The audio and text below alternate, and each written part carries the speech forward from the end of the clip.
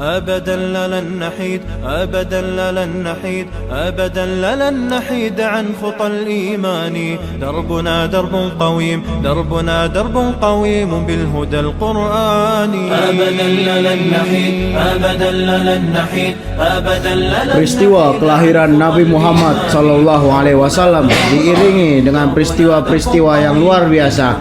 Di antaranya adalah padamnya api sesembahan orang-orang Majusi. Api tersebut padam setelah ratusan tahun menyala tanpa pernah padam. Saat kelahiran Nabi, istana Kisra yang berdiri mewah tiba-tiba terjungkang. Ada juga kisah penyerangan Ka'bah oleh pasukan bergajah. Dikisahkan bahwa gubernur Yaman pada saat itu yang bernama Abraha punya ambisi kuat agar manusia mau beralih melakukan haji ke Ka'bah menuju negerinya, sehingga untuk mewujudkan ambisi tersebut dirinya membangun sebuah gereja yang menyerupai Ka'bah.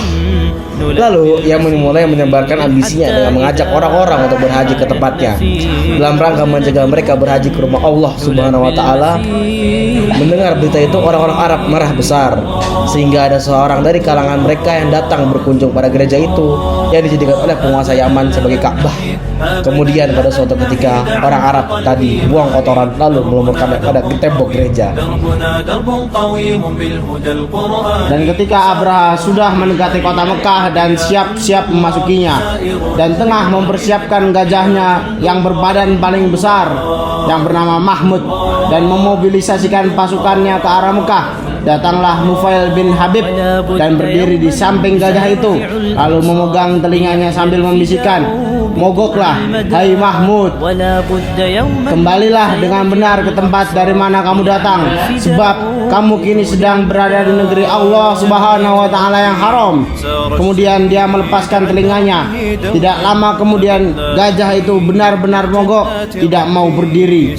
Nufail bin Habib lalu segera pergi dan berlari kencang menuju gunung dan naik ke puncaknya, menyatu bersama warga Quraisy.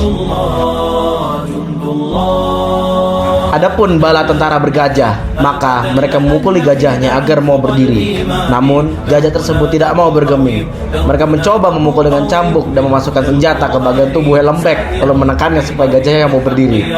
Namun tetap saja tidak berhasil. Anehnya, tak kala mereka mengarahkan gajahnya ke arah Yaman, maka segera bangkit dan berjalan cepat. Ketika diarahkan menuju Syam juga demikian, bangkit dan berjalan cepat.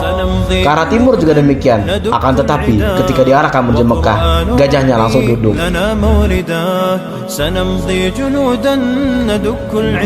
Dalam kondisi seperti itu, Allah Subhanahu wa taala mengirim kepada mereka burung dari arah laut yang bagaikan layang-layang menyambar dengan berbondong-bondong, dan setiap burung membawa 3 buah batu seukuran kerikil.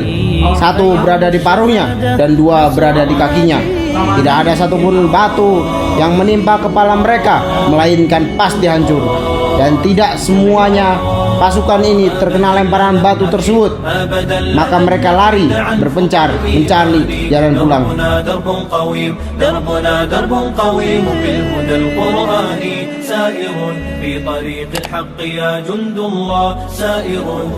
Nabi Muhammad SAW lahir pada tanggal 12 Rabiul Awal tahun Gajah atau 570 Masehi, tepatnya pada hari Senin di kota Mekah.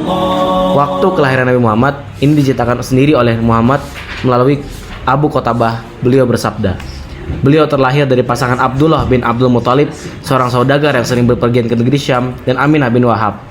Abdullah, ayah dari Rasulullah SAW, merupakan anak dari pemimpin suku Quraisy dan sangat dihormati di kalangan warga. Aminah merupakan pemimpin dari Bani Zuhrah. Ia adalah sosok wanita paling mulia dalam hal keturunan dan kedudukannya di kalangan suku Quraisy. Sebagaimana diceritakan oleh Abul Hasan Al-Ali Hasani An-Nadwi melalui tulisannya yang berjudul Sirah Nabawiyah, sejarah lengkap Nabi Muhammad Sallallahu Alaihi Wasallam. Namun Abdullah meninggal dunia saat Aminah mengandung Nabi Muhammad yang saat itu baru berusia 2 bulan, sehingga Nabi Muhammad terlahir sebagai seorang anak tanpa didampingi oleh ayahnya.